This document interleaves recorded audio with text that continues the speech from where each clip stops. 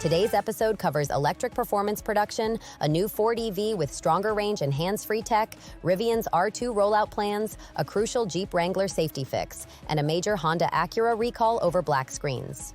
Welcome back to Autonews Daily. I'm Leah Morgan. Let's dive into today's headlines. First up, AMG is moving into electric production with a new electric sedan. Mercedes-AMG's decision to begin production on an electric sedan marks another step in the high-performance segment's transition to electrification. Early looks at the interior and production plans suggest AMG is aiming to preserve the brand's performance DNA while rethinking packaging, cooling, and driver-focused ergonomics for an EV platform. This is significant because AMG's move combines two trends: premium performance branding and full electrification. For buyers who equate AMG with visceral driving experiences, the challenge is delivering those characteristics: instant torque, dynamic handling, and the sensory cues buyers expect without a combustion engine. On the manufacturing side, bringing an AMG electric sedan into production means aligning high-volume EV assembly with the lower-volume, high-quality expectations of a performance sub-brand, which has implications for supply chains, specialist tooling, and quality control. Beyond brand positioning, this launch will be watched closely by competitors and suppliers. If AMG succeeds in producing a vehicle that satisfies enthusiasts and meets emissions and efficiency targets, it could accelerate similar moves from other performance marques. For the wider market, more electric performance sedans entering production also forces charging infrastructure, battery supply, and aftermarket ecosystems to adapt to higher expectations for range, charging speed, and sustained performance under spirited driving. Moving on to a mainstream European model rethought for the EV era, Ford has revealed the Puma Gen-E with a larger battery and BlueCruise-enabled features. The Puma Gen-E's upgrade in battery capacity points to a focus on extending real-world range and reducing range anxiety for city and suburban buyers.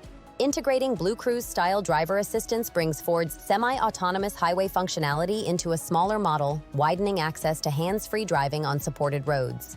This evolution matters because compact crossovers are high-volume entries in many markets, and equipping them with bigger batteries and advanced driver assistance can shift buyer expectations across the segment. A bigger battery not only means more miles between charges, it can allow for more powerful heating and cooling management without compromising range, which improves usability in varied climates. BlueCruise features similarly raise the bar for in-car convenience and safety technology, nudging competitors to include more advanced ADAS as standard or risk-losing tech-conscious customers. From an industry perspective, the Puma Gen-E reflects ongoing convergence, mass-market affordability with increasingly sophisticated battery and software stacks. That creates pressure on suppliers of cells, sensors, and L2+ software to scale while controlling costs. For dealers and service networks, more software-driven features also mean a growing need for remote updates, diagnostics, and technician training to maintain these systems over the vehicle lifecycle. Shifting to an EV startup, Rivian is planning production of its smaller R2 model for 2026 with a target of around 20,000 units. That target underscores Rivian's intention to broaden its lineup and move down market from its larger R1 trucks and SUVs. Producing 20,000 units of a new model is an ambitious scale-up for an emerging EV maker, requiring robust supply chain coordination, battery availability, and production ramp strategies. The R2's planned volume is important because it could help Rivian reach more mainstream buyers and improve economies of scale, reducing per-vehicle costs if the ramp goes smoothly.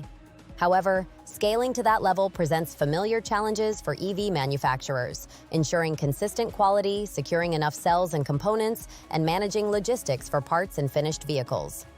Rivian's ability to meet its R2 production target will be a bellwether for its operational maturity and its capacity to compete in a crowded EV market. Strategically, the R2 could also change competitive dynamics in segments where price sensitivity matters.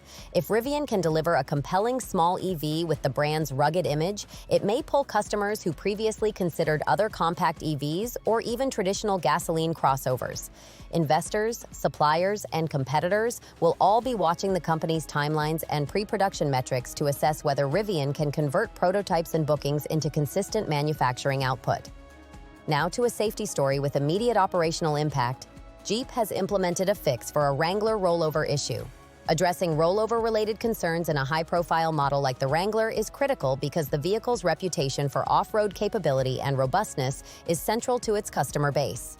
Implementing a fix reflects both engineering responsiveness and regulatory compliance efforts to ensure driver and passenger safety.